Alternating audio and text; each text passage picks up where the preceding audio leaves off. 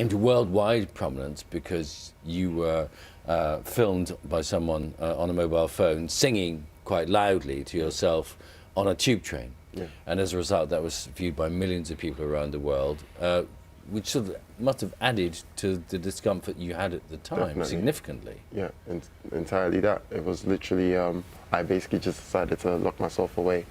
First tried to play a brave face and pretend like everything's okay, but eventually it was overwhelming when the negative comments started reeling in. Let's take a look at the moment everyone else became aware of what you were going through when you were filmed on the Underground.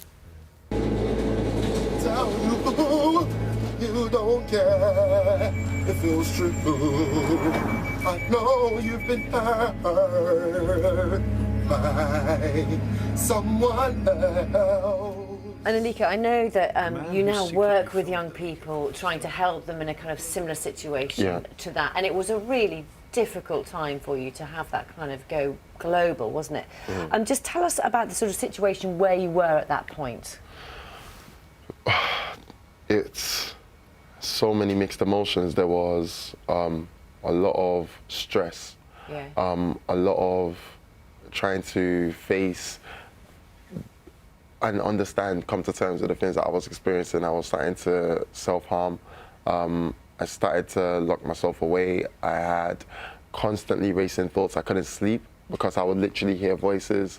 I started constantly staying up all night, like for 5 nights or 6 nights in a row. And it was just a very weird and scary, dark place to be in. Very, very stressful headspace. Rachel, your conditions had very serious long-term consequences for you, as we can see, because you now have to use a wheelchair on occasion. Yeah. What happened to you? So I was undiagnosed with bipolar and jumped 50 foot off a balcony because I had the belief that I could fly. And it wasn't until I was laid on my back in hospital that I was diagnosed with bipolar, and they said I'd had a psychotic episode. We've been talking today about getting access to services for people like you two who found yourselves in very, very extreme circumstances. How much difference can help make to you? How much difference has it made to you now?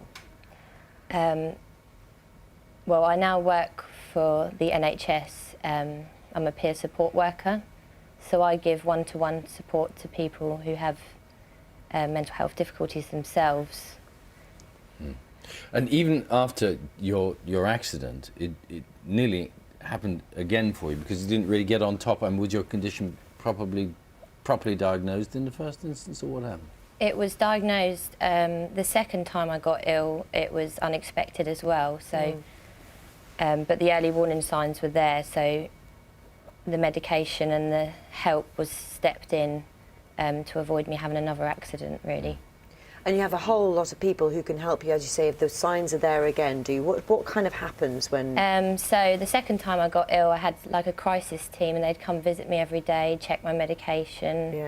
Yeah. At the time, I couldn't really be on my own or anything, so I'd spend a lot of time with my mum and my friends. Alika, what's very telling in your contribution to the programme is when you go to a school and they show the original clip to the pupils, and they all have a good laugh at it. And then they learn about what your experience was as a consequence, and it completely changes their whole view of it. And so it's what you're doing now is a very positive thing, trying to sort of get greater understanding, particularly among young people, of what it's like. It's for me, it's very rewarding, and I must admit that moment was quite magical because it was actually unplanned. It was a bit of a happy mistake, if you could call it that.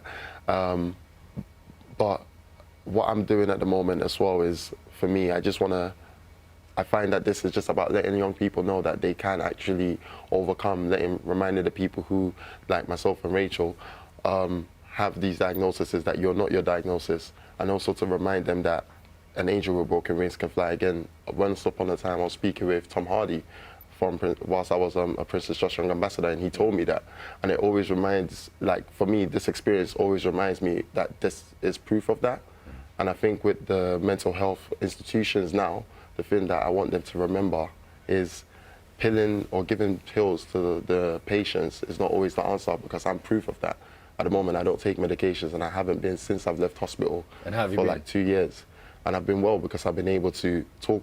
I found things that work, like talking with my family, for me, meditating and praying, or exercising, reading, being able to create music. Those things just keep you in a positive state of mind. If people are out there in a kind of crisis situation or worried about themselves, what would your main message, Rachel, be to them?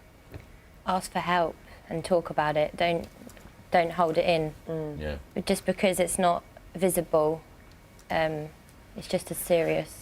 Thank you very much. Thanks for coming to talk to us Thank both. you And it's a both. fabulous programme. Thank you. The Not So Secret Life of the Manic Depressive, 10 years on, BBC One tonight at 9. That is all from us. We are back tomorrow at 6. We shall see you then. See you then. Bye-bye.